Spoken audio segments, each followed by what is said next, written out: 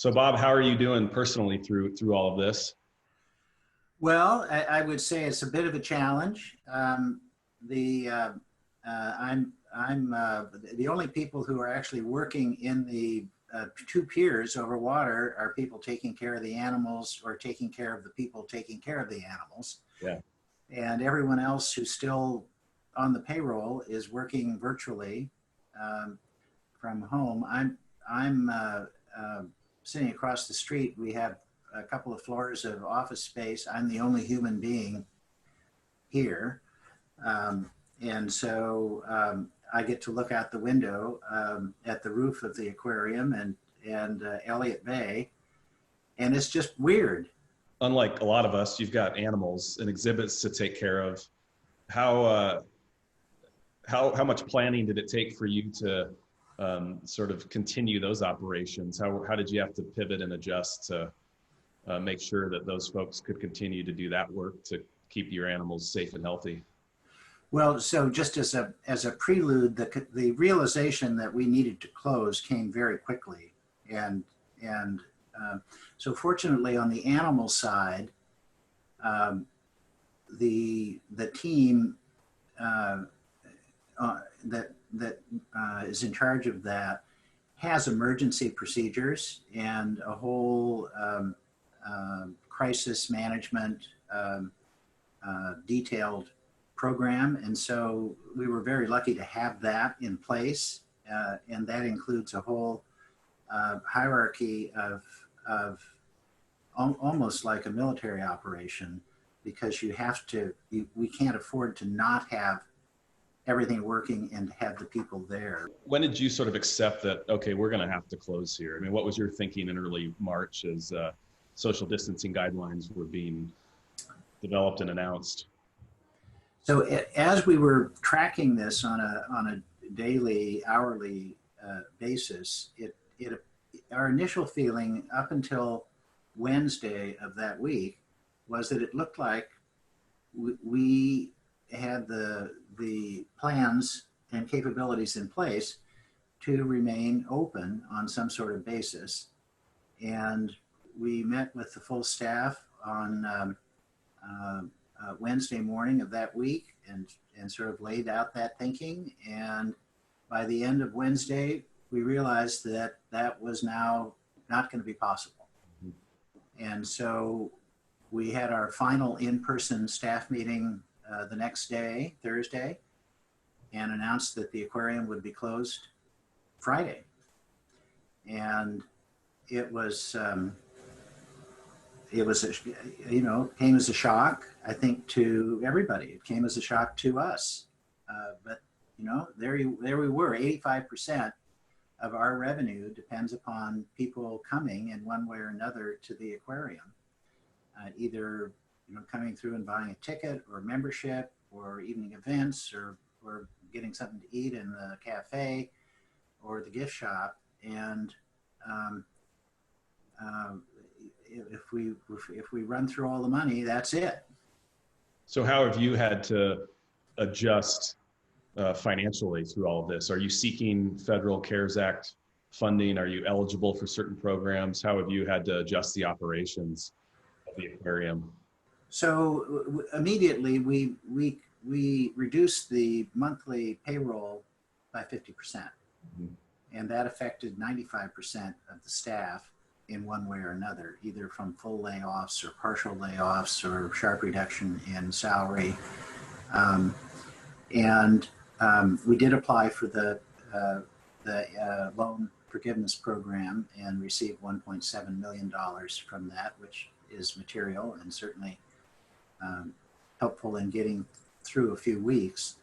But so if you take our annual budget is $20 million in normal times, I mean, up until March 14th. And so so during the winter months, we're running at a deficit, and our monthly loss, if you will, of revenue is about $1 million a month in March. By June 1st, we will be, had we not done anything, it would have been a $6 million loss. $17.5 million of the 20, if we just didn't do anything the rest of the year, that's the loss. And so the $1.7 million is, that's material, that's helpful. We've had some other things. We've sharply reduced a whole range of other things. And this is an institution that has been on, as you know, a very sharp growth trajectory for a decade. And with new exhibits opening, with increased visitors. Last year we had almost 900,000 people come to the aquarium. So these are things, every single thing that we've done that's been a cut has affected people that we've recruited and rely on and give their hearts to make the place go. And the people who aren't paid, we have almost 1,000 volunteers who also make this a priority in their lives, and that typically means they're here at least every other week for their volunteer stint. So all of these things are, it's not just numbers, it's very personal. Yeah, and you make a good point that there's so much of our downtown and so many of the great institutions and organizations, they were not in a steady state prior to this. They were in a state of really growth and expansion and new investment. And now we've just been sort of whipsawed to the other side, and it's been really devastating to watch. There's a bright side, I know, to how you all have pivoted and adjusted, and you continue to provide access to programming, and you've gone digital like others. So tell me how you've sort of adjusted to keep people connected to the aquarium, its programming, the animals, et cetera. Well, right away, I mean, there was a wonderful video at the Shed Aquarium in Chicago of their penguins running around the whole place, and wondering where all the visitors were, and that prompted us to say, well, there's a real way to reach people, especially recognizing, as you do with kids at home, that there's a great hunger and need for fun, for inspiration, for information about what we do, our mission, inspiring conservation of our marine environment, about the ocean, about the animals, about biology. Right away, it turned out that we had quite a sort of archive of online stuff that we had developed over the years, and so immediately we brushed that off, and then we started with our reduced capability, coming up with something fresh and YouTubeable every week. We've had Sea Otter Week, we've had Cephalopod Week, and the response has been really tremendous. I mean, we've had, I think we had 65,000 people tune in the first week we moved in that direction, and there have been tens of thousands every week since. So that makes us feel that we're still connected.